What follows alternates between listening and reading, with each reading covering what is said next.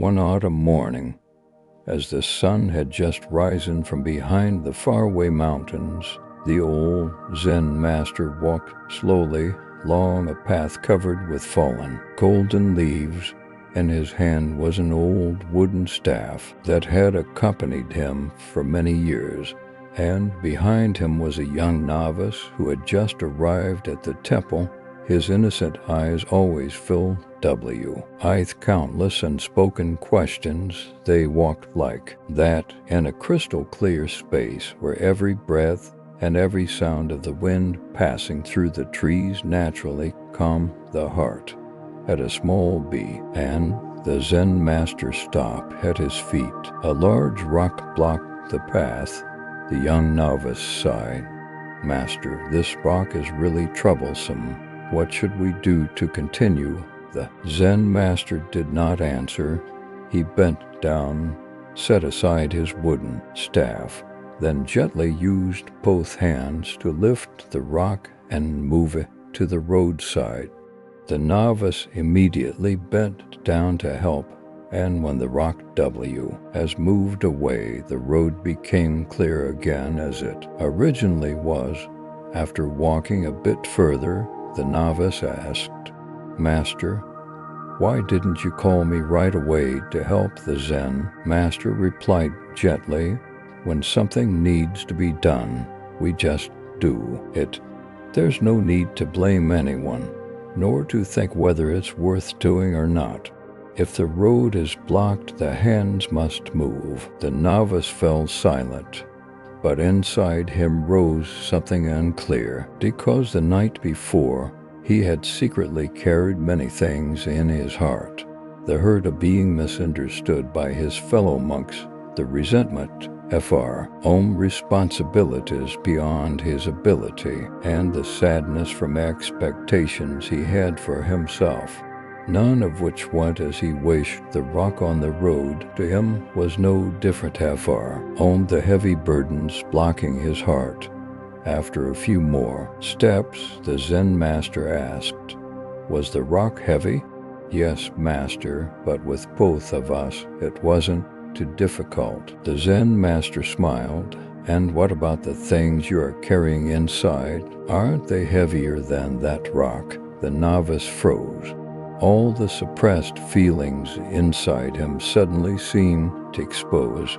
He lowered his head and murmured, "Yes, probably much heavier." The Zen master stopped completely. He turned and looked straight at his disciple.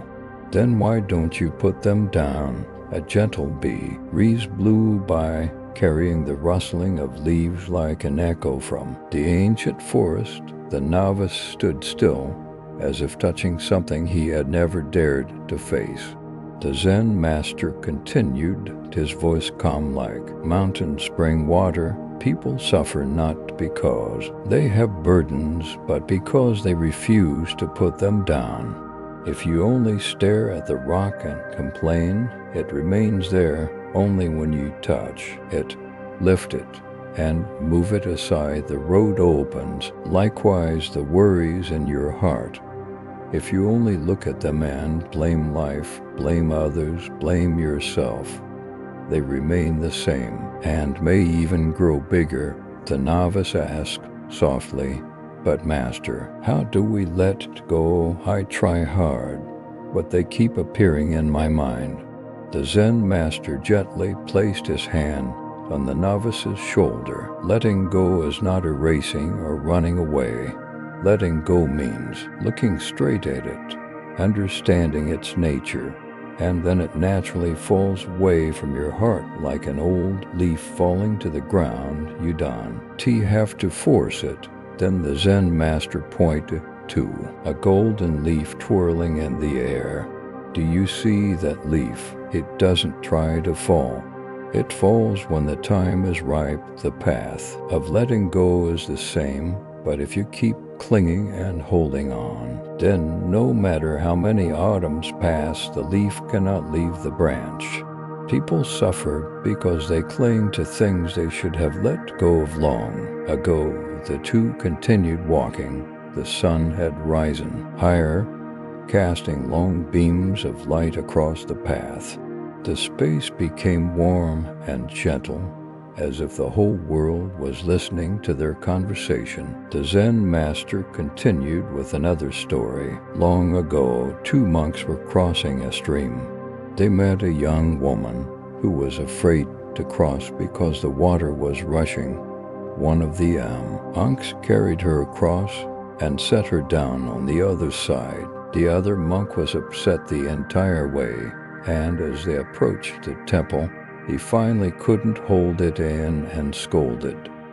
"We are NKS. How can you touch a woman?" The first monk simply smiled and replied, "My brother, I put her down at the stream already. Why are you still carrying her?" As the novice heard this, his whole being suddenly felt lighter. He realized that he was just like the monk who continued to carry the woman, holding misunderstandings, sadness, expectations, and exhaustion. Not because these things existed, but because he refused to let them go. The Zen master spoke again. You don't need to defeat the emotions. You don't need to destroy them. You simply need to recognize them. This is sadness. This is anger. This is a wounded ego. Once you see clearly, you will realize they are just passing clouds. No cloud stays forever in the sky. The novice looked up at the vast blue sky above the mountain top. He felt his heart expanding. The things that had weighed him down for so long suddenly became light, very light, as if just one exhale could dissolve them into nothingness. Master.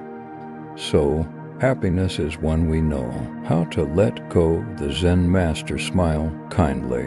That's right. When you let go, you are free. When you are free, you are happy.